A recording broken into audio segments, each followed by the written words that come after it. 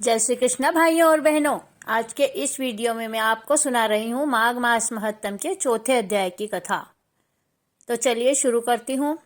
शांताकारं भुजगशयनं पद्मनाभं सुरेशं विश्वाधारं गगनसदृशं मेघवर्णं शुभांगं लक्ष्मीकान्तं कमलनयनं योगविद्यानगम्यं वन्दे विष्णुभवभयहरं सर्वलोकैकनाथम्। गोपाल कृष्ण भगवान की जय।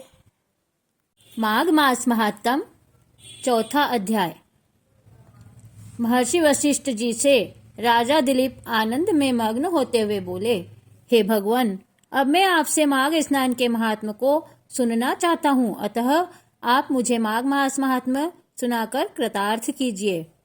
वशिष्ठ जी बोले, हे राजन, यही प्रश्न सहस्त्रार्जुन ने श्री दत्तात्रेय से किया था, सो जैसा उन्होंने उत्तर दिया वही मैं आपसे वर्णन करता हूँ। एक समय साक्षात नारायण स्वरूप भगवान दत्तात्रेय महाराज सह्य पर्वत पर निवास करते थे।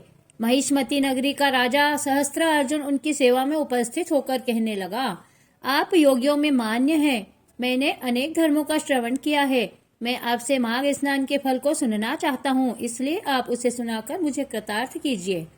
हे राजन, सहस्त्रार्जुन के यह वचन सुनकर दत्तात्रेय जी कहने लगे, हे राजन, यथा देश, यथा तीर्थ, यथा श्राद्ध और यथा क्रिया, जो मनुष्य इसे भारतवर्ष और विशेषकर कर्म भूमि में माघ स्नान नहीं करता है, उसका जन्म धारण करना बेकार है।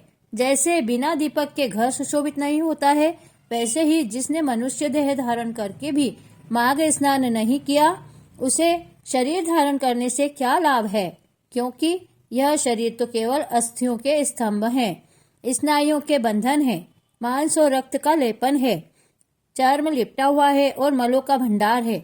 इतना ही नहीं, यह शरीर मूत्र और भिष्टा का पात्र है, जरा, शोक और विपत्तियों का कोष है, राजदोष और दुखों का मंदिर, अनित्य, दूसरों को संताप देने वाला है, तापों से युक्त विषरूप लोभी, दूसरों से द्रोह करने वाला, निंदक, निर्दयी, कृतघ्न, दूसरों के उपकारों को न मानने वाला है। हे राजन, उपरोक्त दुर्गुणों से युक्त शरीर को पाकर भी जो नीच प्रकृति के लोग दिन रात पापों में लगे रहते हैं, अभिमान में चूर रहते हैं, उनकी उपमा किससे दी जावे। वह तो पशु पक्षी और जलचर आदि जीवों से भी बुरे हैं। इसलिए नर तन पाकर माघ स्नान आदि पुण्य करते हुए ही मनुष्य को दया, दान और तप द्वारा जीवन व्यतीत करना चाहिए। जो मनुष्य ऐसा नहीं करते, वह नरक में नाना प्रकार के कष्टों को भोगते हुए अनेक योनियों में जन्म लेते हैं और सपने में भी उनको चैन नहीं मिलता है। हे राजन, जिस ब्राह्मण में विष्णु भगवान की भक्ति नहीं हो, उसे नष्ट हुआ समझना चाहिए। वह दीमक आदि कीटाणुओं की तरह है, जो जन्म धारण करते हैं और समाप्त हो जाते हैं। इसी प्रकार अयोगी का श्राद्ध खत्म हो जाता है और छल से पूर्ण धर्म, क्रोध से युक्त तप, दृढ़ता से रहित ज्ञान और अभिमान से शास्त्रों का श्रवण खत्म हो जाता है। बिना गुरु भक्ति सती और ब्रह्मचारी समाप्त हो जाते हैं।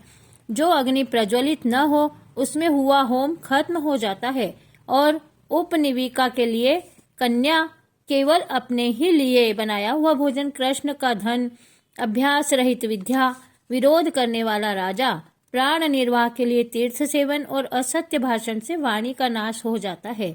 हे राजन, इसी प्रकार क्रोध से ज्ञान, चित्त व्यग्र होने से जप, कृष्ण को दिया हुआ दान, नास्तिक और वेद निंदकों का लोक और बिना श्रद्धा के किया हुआ कर्म तथा गरीबी के कारण किस तरह मनुष्य की इच्छाओं का उत्पन्न होना व्यर्थ हो जाता है, उसी प्रकार स्नान आदि पुण्य कर्म न करने के कारण लोगों का जन्म धारण करना भी बेकार ही समझना चाहिए।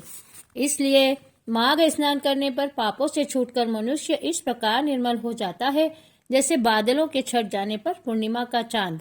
मन, कर्म, वचन से सर्वथा शुद्ध होकर माघ स्नान करें तो मुक्ति की प्राप्ति हो जाती है। माघ मास महात्म चौथा अध्याय समाप्त। श्री कृष्ण गोविंद हरे मुरारी, हे नाथ नारायण वासुदेवा, अच्युतं केशवं राम नारायणं कृष्ण दामोदरं वासुदेवं भजे श्रीधरं माधवं गोपिकावल्लभं श्री जानकी नायकम श्री रामचंद्रम भजे। प्रिय भाइयों और बहनों, कैसा लगा आपको मेरा यह वीडियो? अगर आपको पसंद आया है तो जल्दी से मेरे चैनल को सब्सक्राइब कर लीजिए और बेल आइकन को प्रेस कर दीजिए